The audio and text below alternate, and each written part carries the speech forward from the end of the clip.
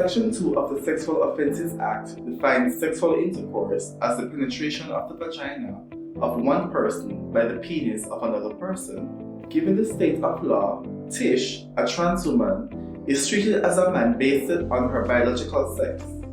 Similarly, Quentin, a trans man, is treated as a woman under the law.